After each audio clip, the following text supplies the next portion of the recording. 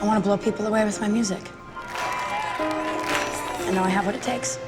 I grew up in sort of the MTV generation, where music videos and just the excitement of being on TV was certainly prevalent. But I've also noticed recently there's a new generation of that, and that is sort of the instant fame concept. You just go sing a song and you'll be an instant celebrity.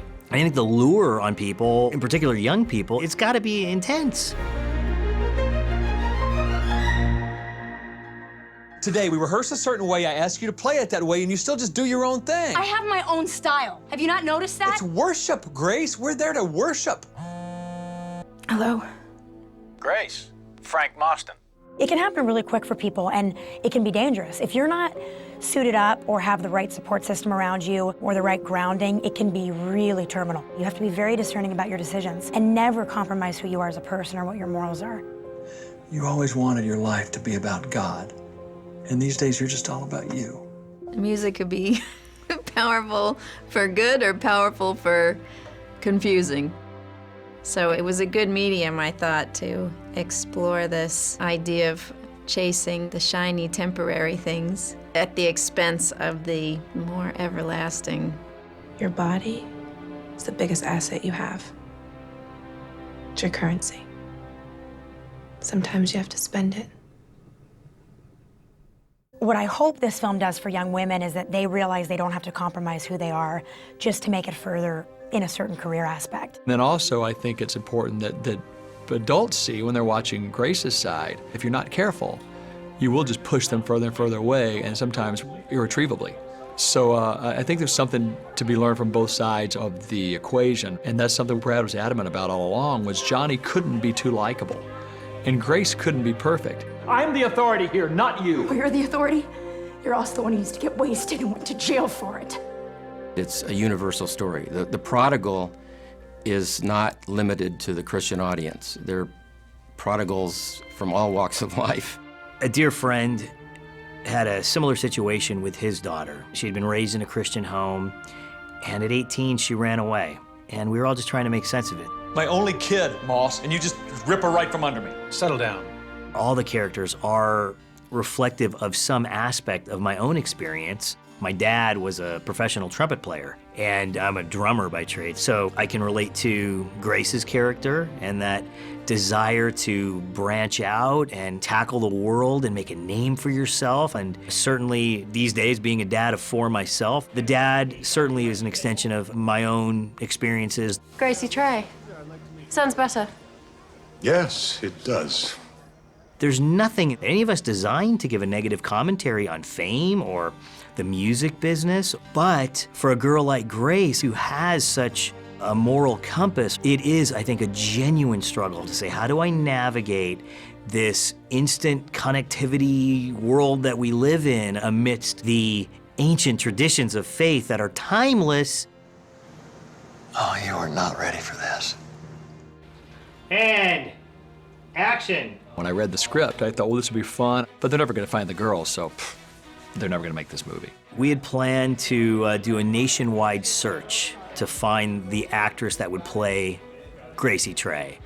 I told my wife, I said, you know what, if I make 100 films, I will never have a more difficult role to cast than Grace. And we had a website out called Finding Grace, and seemingly minutes before we're ready to launch this, we get an email. Are you familiar with A.J. Mishaka? A friend of mine at church was working for my agent, and this script was going around the offices, and he was like, I read it, and I feel like Grace just screams AJ. We spent a couple hours together, and the life in this girl was just incredible. She sings, she plays guitar, she has complete sensibilities to the faith aspects of the character. She has the look, she has the workload ability to be able to withstand the weight of this film. If you don't have AJ, there's no movie. It's as if they met her and then wrote the movie for her.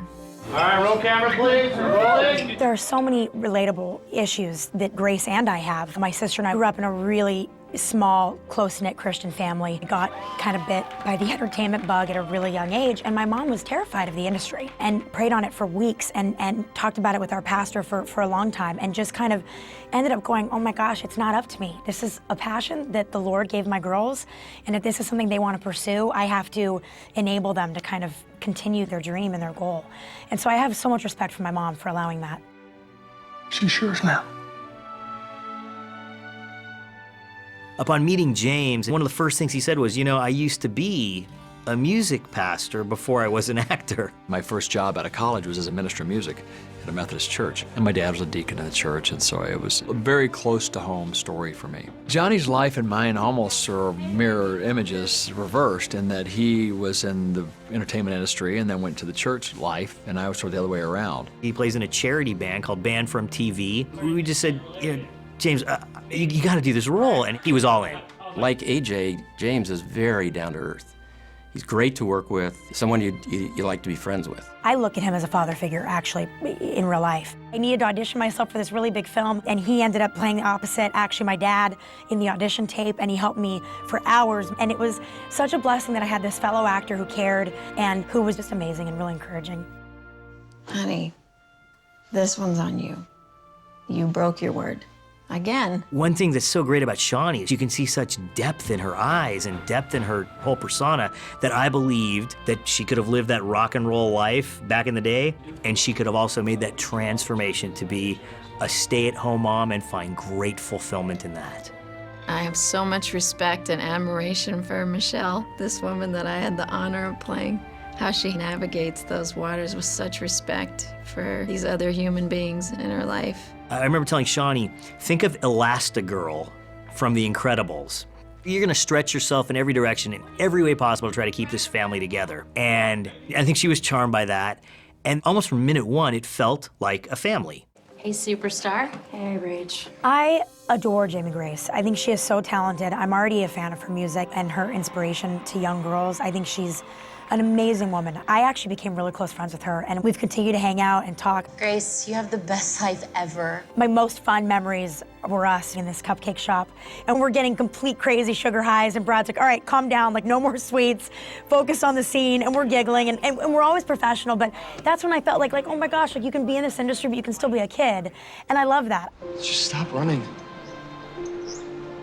Stop running from God, and make things right with your dad. Michael Welch is a genius. That character could have been so cliche, but Michael is just so cool and so real and so likable. So my boss is gonna be my son-in-law. Yeah, afraid so. The big concert finale was quite a challenge. We had to get extras to fill the seats of this beautiful, historic old Alabama theater. We figured we needed about 1,000 people to really give it a full theater look. And the night we were to shoot, it rained. We didn't have any paid extras, and then we thought, what happens if nobody shows up? But as it turned out, people began to show up. You guys ready? Okay. We were so fortunate, so blessed that so much of the local community just rallied around us. And I'll never forget, there's a line around the corner of people from the greater Birmingham community waiting to come in. Thank you, thank you, thank you. Performing those concert scenes was just a blast because the extras were literally worshiping on set, and that, to me, just made the scene that much more powerful. We had the full crowd there for 6-7 hours, just listening and singing along, take after take after take. And it was a 6-hour worship service, if you will. It was a very God-honoring shoot that night and surprised all of us.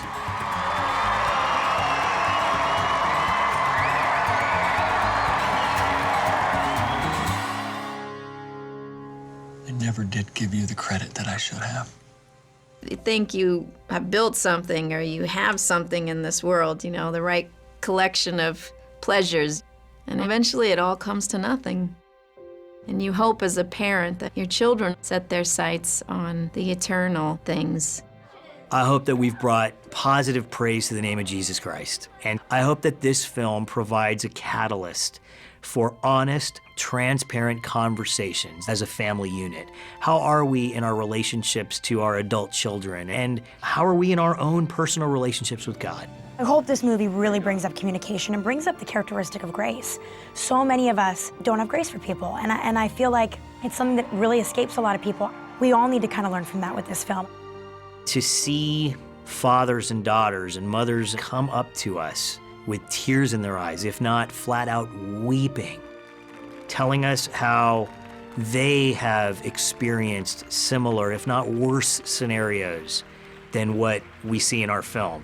In some cases, they have tears of joy in that they experienced a runaway child and they've been reunited. It's just a very humbling thing that's so fulfilling. Everybody good? Yeah, we're good. Well, let's go.